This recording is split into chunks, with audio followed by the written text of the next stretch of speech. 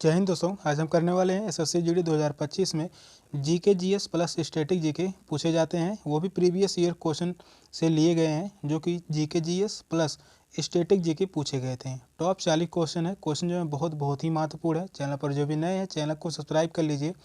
Class जो है बहुत ही महत्वपूर्ण है। तो चलिए समय को ना गंवाते हुए चलते हैं क्वेश्चन की तरफ। और आज का पहला क्वेश्चन है, कौन सी गैस सूर्य की परावैंगनी विकिरणों से पृथ्वी की सतह की रक्षा करती है? ऑक्सीजन, नाइट्रोजन, कार्बन डाइऑक्साइड या ओजोन? कौन सा ऑप्शन सही होगा?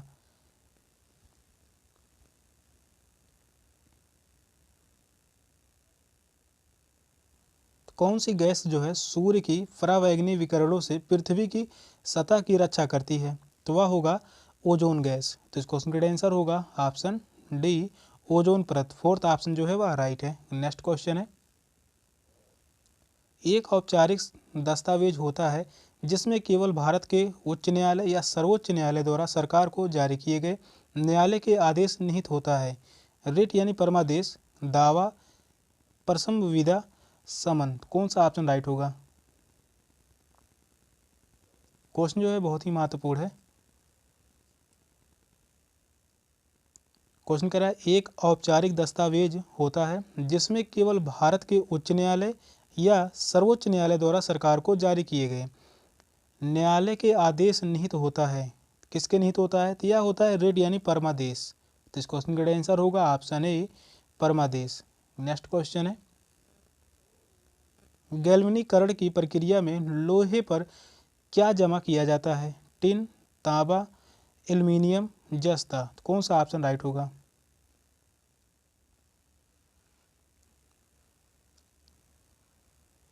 गैल्वेनी प्रक्रिया में लोहे पर क्या जमा किया जाता है? तो गैल्वेनीकरण की जो प्रक्रिया होती है उस पर जमा किया जाता है जस्ता। तो इस क्वेश्चन का आंसर होगा ऑप्शन डी, जस्ता। फोर्थ ऑप्शन जो है वह राइट है। नेक्स्ट क्वेश्चन है, जब प्राकृतिक संसाधनों का दोहन करके माल का उत्पादन किया जाता है तो यह किस क्षेत्र के गति से संबंधित है? द्वितीयक क्षेत्र, तृतीयक क्षेत्र, प्राथमिक क्षेत्र या सेवा क्षेत्र? कौन सा ऑप्शन राइट होगा?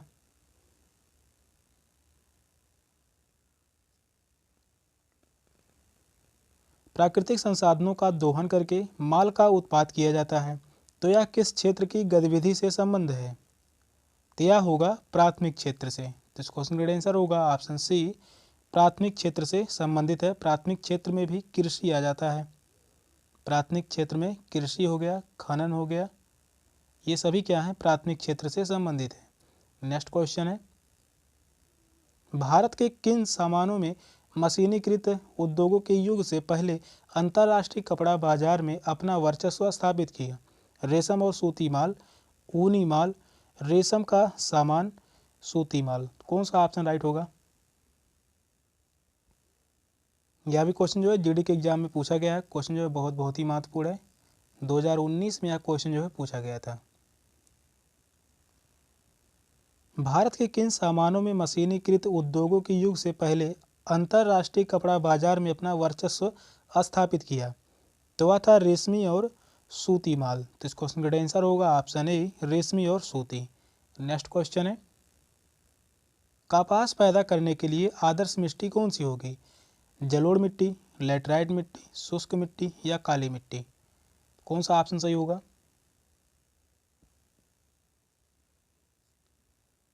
कपास जो है किस मिट्टी में पैदावार सबसे अधिक है? तो वह होगा काली मिट्टी। तो इस क्वेश्चन का आंसर होगा ऑप्शन डी, काली मिट्टी। काली मिट्टी जो है भारी मात्रा में महाराष्ट्र राज्य में पाया जाता है। और कपास की खेती कहाँ पर होता है? महाराष्ट्र में ही होता है। तो इस क्वेश्चन का आंसर होगा ऑप्शन डी, काली मिट्टी। नेक्स्ट क्वेश्चन है, ग्रामीण बैंकों के संस्थापक कौन है? बहुत ही इंपॉर्टेंट क्वेश्चन है। मोहम्मद यूनुस, अनु मोहम्मद, अतीउर रहमान, अब्दुल्ला अबू सईद। कौन सा ऑप्शन सही होगा?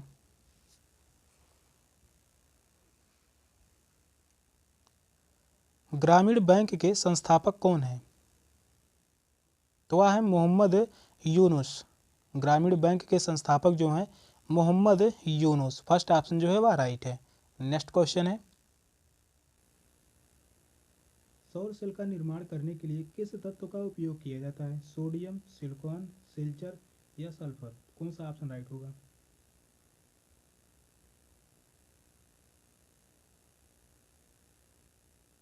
सौर सेल का निर्माण करने के लिए किस तत्व का उपयोग किया जाता है? तो वह तत्व है सिलिकॉन। तो इस क्वेश्चन का आंसर होगा option B, silicon. Second option जो है वह राइट है। नेक्स्ट क्वेश्चन है, वह व्यवस्था जिसमें स्थानीय किसानों को एक खेत में अस्थायी रूप से खेती करने की अनुमति दी गई थी, वह क्या कहलाती है?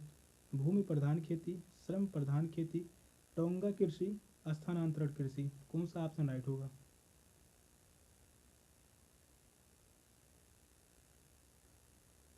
तो वह कृषि है टोंगा कृषि। तो इस क्वेश्चन का आंसर होगा ऑप्शन सी, टोंगा कृषि। नेक्स्ट क्वेश्चन है, दांतों की सड़न शुरू हो जाती है जब हमारे दांत का पीएच होता है, पीएच मान पूछा है, 5.5 से अधिक, 7.5 से अधिक, 6.5 से अधिक, 5.5 से कम? कौन सा ऑप्शन राइट होगा?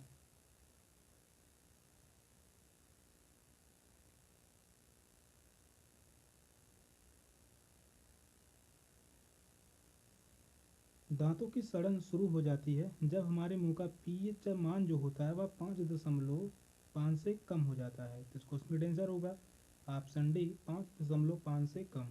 नेक्स्ट क्वेश्चन है, निम्नलिखित में से कौन सा विकल्प तमिलनाडु से जुड़ी मार्शल आर्ट का एक रूप है?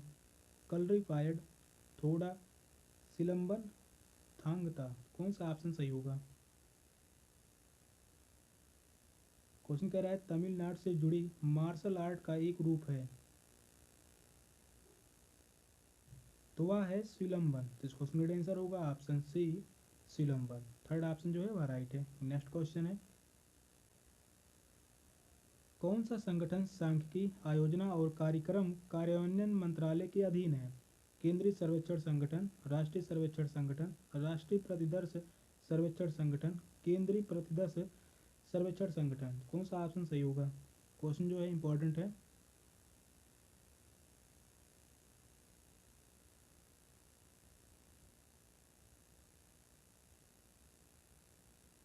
तो वह होगा राष्ट्रीय प्रतिदर्श सर्वेक्षण संगठन।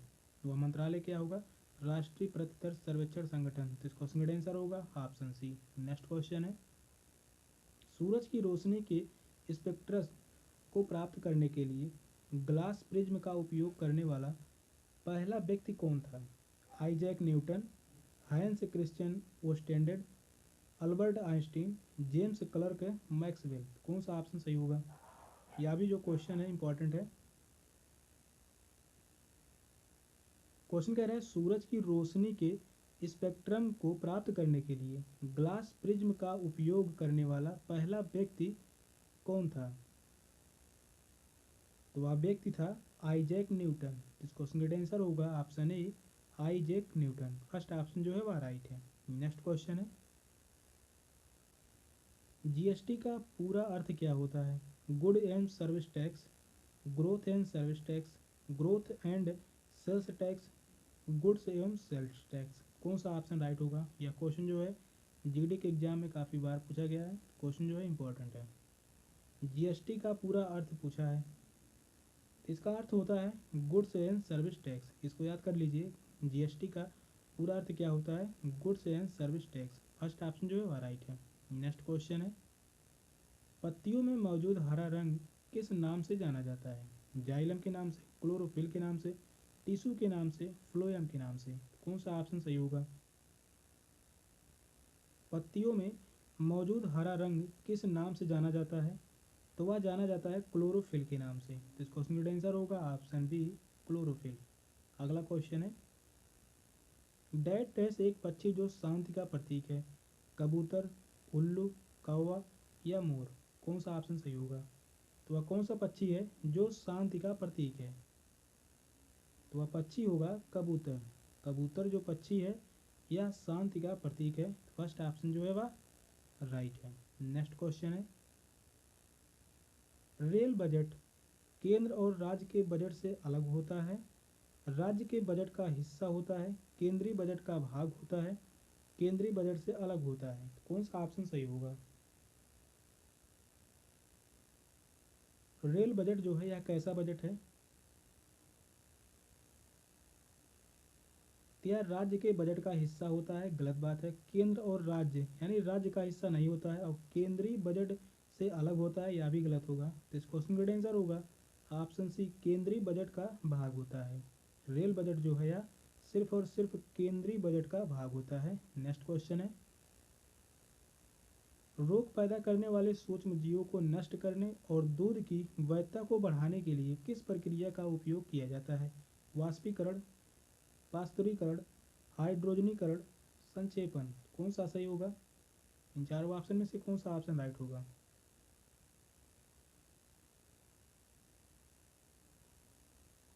क्वेश्चन जो कह रहा है, रोग पैदा करने वाले सूक्ष्म जीवों को नष्ट करने और दूध की वैधता को बढ़ाने के लिए किस प्रक्रिया का उपयोग किया जाता है?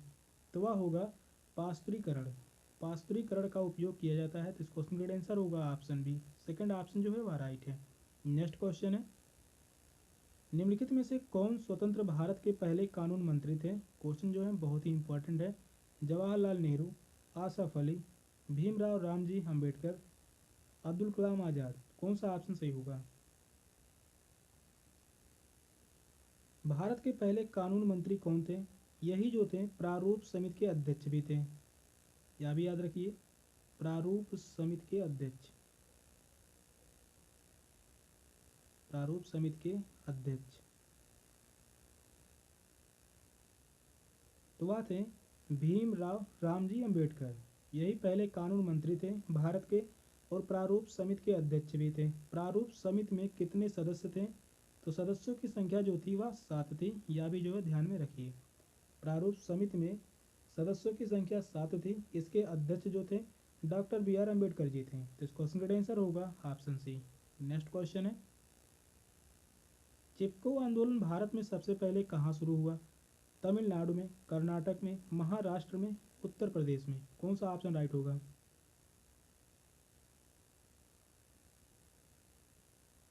चिपको आंदोलन भारत में सबसे पहले कहाँ शुरू हुआ था? तो वह शुरू हुआ था उत्तर प्रदेश में।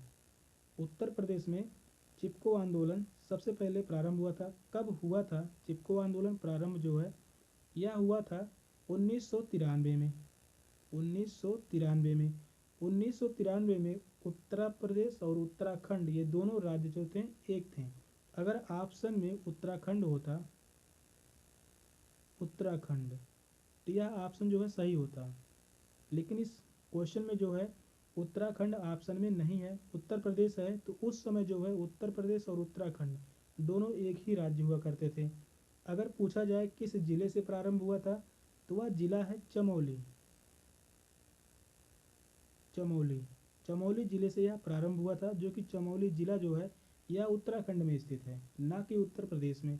लेकिन यहाँ पर उत्तराखंड जो है ऑप्शन में नहीं है, इस कारण फोर्थ ऑप्शन जो है वह राइट होगा, उत्तर प्रदेश। नेक्स्ट क्वेश्चन है, किसी सफ़ेद कपड़े में लगा करी का दाग साबुन लगाने पर लाल भूरे रंग में बदल जाता है, क्योंकि साबुन की प्रकृति होती है क्षारीय होती है, अम्लीय होती है, उदासीन होती है या क्षारकीय होती है? कौन सा ऑप्शन सही होगा?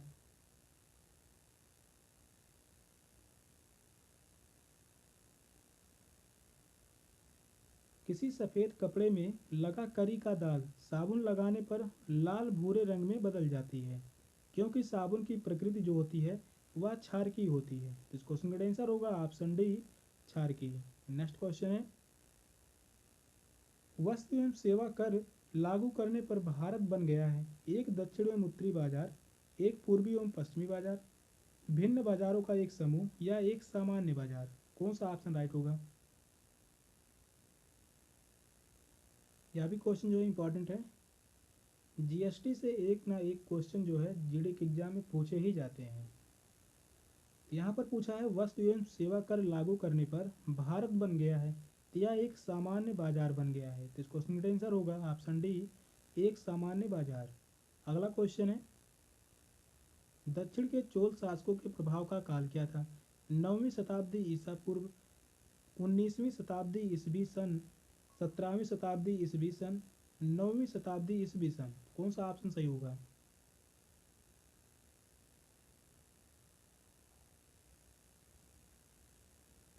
तो दक्षिण के चोल शासकों का प्रभाव काल जो था वह था 9वीं शताब्दी ईस्वी सन। तो इस क्वेश्चन का आंसर होगा ऑप्शन डी 9वीं शताब्दी ईस्वी सन। नेक्स्ट क्वेश्चन है, छामीदार फलीदार पौधे की उपस्थिति में मिट्टी की पूर्ति करते हैं एक्वीफिसी, राइजोबियम, स्पिरुकेट और फर्मिक्यूट। कौन सा ऑप्शन राइट होगा? या जो विज्ञान से क्वेश्चन है, छमीदार फलीदार पौधे डेड डैश की उपस्थिति में मिट्टी की पूर्ति करते हैं तो वह करते हैं राइजोबियम। तो इस क्वेश्चन का आंसर होगा option B rhizobium. Next question है, ब्रिटिश शासकों ने भारत पर लगभग कितने वर्षों तक शासन किया? 200 वर्षों तक, 100 वर्ष तक, 50 वर्ष या 500 वर्षों तक? या क्वेश्चन जो है आसान है, तो बताइए कौन सा ऑप्शन राइट होगा? तो ब्रिटिश शासकों ने भारत पर लगभग 200 वर्षों तक राज किया था। तो इस क्वेश्चन का आंसर होगा ऑप्शन ए, फर्स्ट ऑप्शन जो है राइट होगा। नेक्स्ट क्वेश्चन है, डैश डैश साम्राज्य के शासनकाल को भारतीय सभ्यता का स्वर्ण युग कहा जाता है? गुप्त काल को, हर्ष काल को, बुद्ध काल को या पोरस काल को? कौन सा ऑप्शन राइट होगा?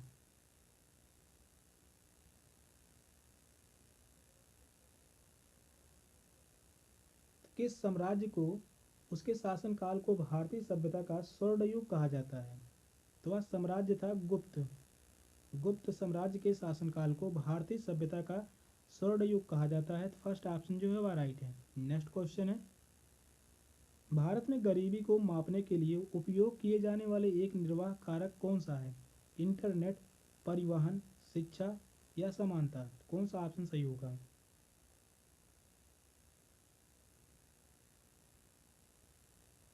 तो भारत में गरीबी रेखा को मापने के लिए उपयोग किए जाने वाले निर्वाह कारक जो है वह है शिक्षा। तो इस क्वेश्चन का आंसर होगा ऑप्शन सी, थर्ड ऑप्शन जो है वह राइट है। नेक्स्ट क्वेश्चन है, विश्व की सबसे गहरी झील कौन सी है?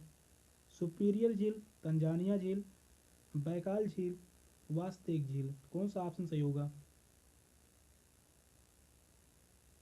क्वेश्चन पूछा है सबसे गहरी झील, विश्व की सबसे गहरी झील कौन सी है? तो वह है बैकाल झील। तो इस क्वेश्चन का आंसर होगा ऑप्शन सी बैकाल झील। नेक्स्ट क्वेश्चन है, घुमरा लोक नृत्य का संबंध किस राज्य से है? तमिलनाडु से, पंजाब से, केरल से या उड़ीसा राज्य से? कौन सा ऑप्शन सही होगा?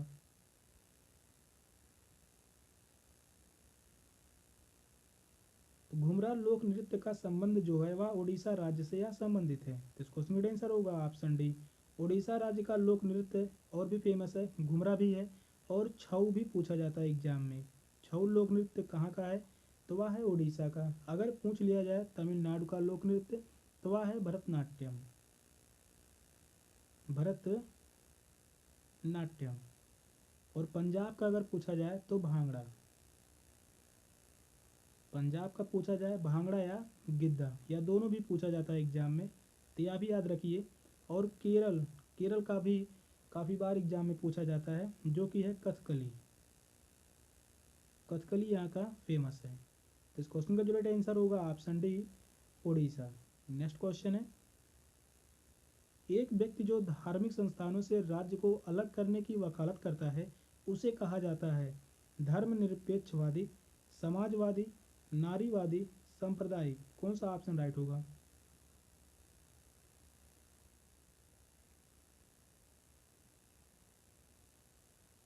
क्वेश्चन कह रहा है एक व्यक्ति जो धार्मिक संस्थानों से राज्य को अलग करने की वकालत करता है उसे धर्मनिरपेक्षवादी कहा जाता है। तो इस क्वेश्चन का आंसर होगा ऑप्शन ए धर्मनिरपेक्षवादी। फर्स्ट ऑप्शन जो है वह राइट है। सेशन का लास्ट क्वेश्चन था। क्वेश्चन कैसे लगे कमेंट में जरूर बताइएगा। चैनल पर जो भी नए हैं चैनल को सब्सक्राइब कर लीजिए। मिलते हैं फिर अगली क्लास में, तब तक के लिए बाय बाय, टेक केयर, जय हिंद।